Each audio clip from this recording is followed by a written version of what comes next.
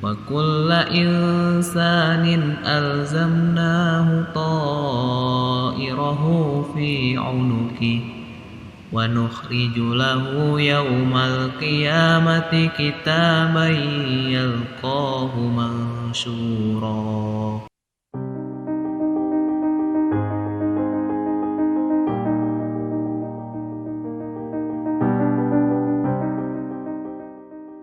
Bismillahirrahmanirrahim. Assalamualaikum warahmatullahi wabarakatuh. Alhamdulillahirabbil alamin. Wassalatu wassalamu ala asrafil anbiya'i wal mursalin wa ala alihi wa sahbihi ajmain. Alhamdulillah, senang sekali hari ini kita bisa bertemu lagi dalam pelajaran Universalism Islam. Baik, di video kali ini insyaallah kita akan membahas tentang beriman kepada qada dan qadar. Akan tetapi, sebelum kita melangkah lebih jauh, mari sama-sama kita buka dengan membaca basmalah bersama-sama. Bismillahirrahmanirrahim. Beriman kepada qada dan qadar merupakan rukun iman yang keenam.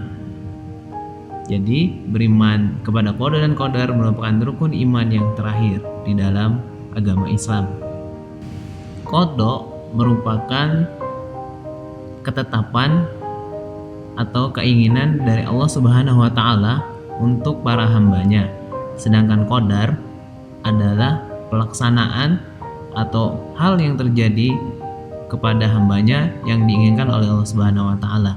Jadi, perbedaan antara qada dan qadar adalah kalau qada itu terkait dengan keinginan atau ketentuan dari Allah Subhanahu wa taala, sedangkan kalau qadar itu merupakan realisasi dari apa yang Allah inginkan kepada makhluknya.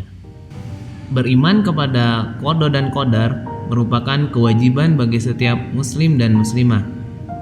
Jika seseorang tidak mengimani qada dan qadar, berarti keimanannya bisa saja ditolak, karena beriman kepada qada dan qadar merupakan salah satu dari rukun iman yang ada di dalam agama Islam.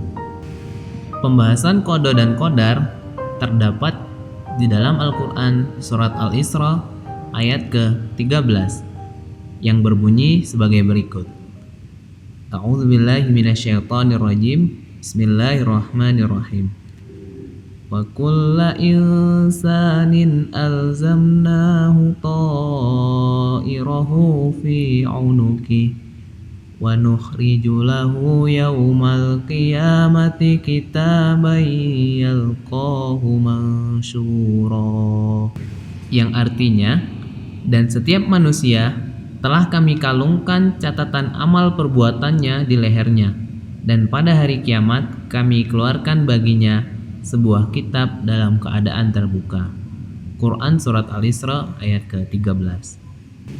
Nah, setelah kita membahas tentang pengertian, terus kewajiban beriman kepada qada dan qadar, dan dalil-dalil yang berkaitan dengan qada dan qadar, selanjutnya kita akan membahas tentang macam-macam pembagian takdir.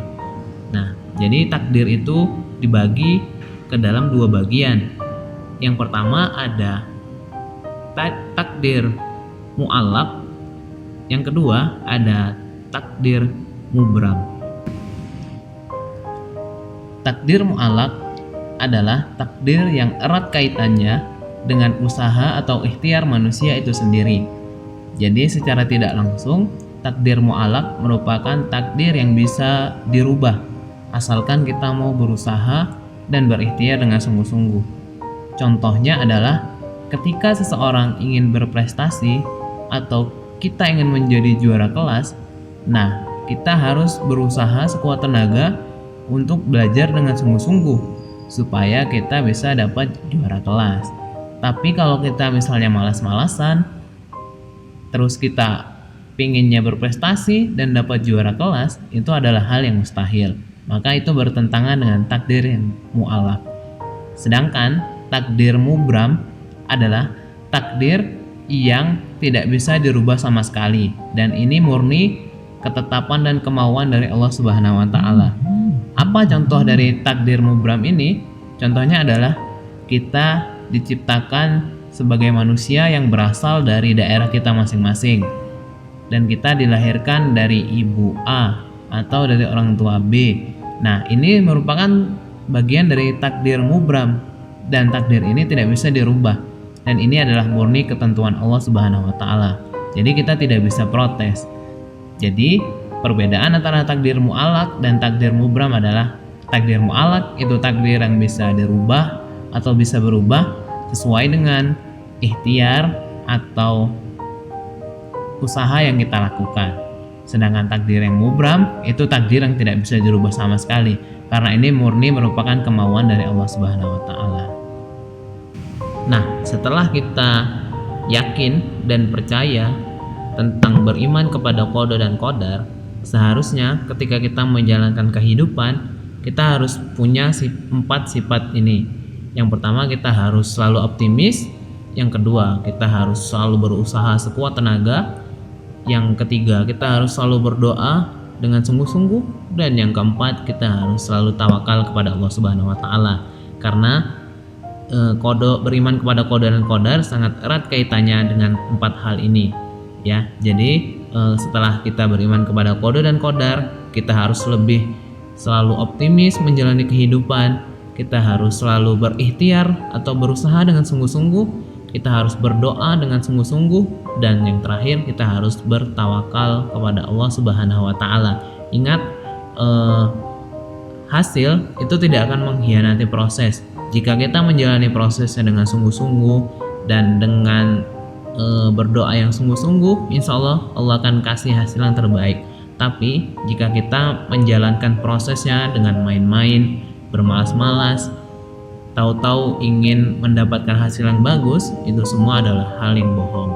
Jadi yang perlu diingat adalah kalau misalnya proses yang kita jalani itu bagus, insya Allah hasil yang akan kita terima juga bagus. Tapi kalau proses yang kita jalani itu jelek atau kita malas-malasan, percayalah, apa yang kita dapat itu juga akan jelek dan tidak sesuai dengan yang kita harapkan.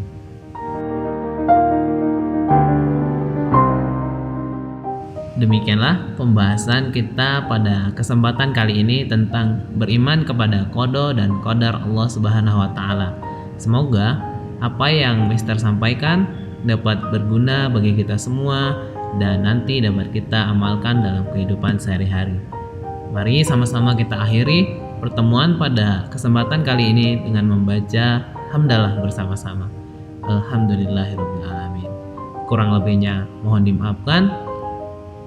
Wassalamualaikum warahmatullahi wabarakatuh.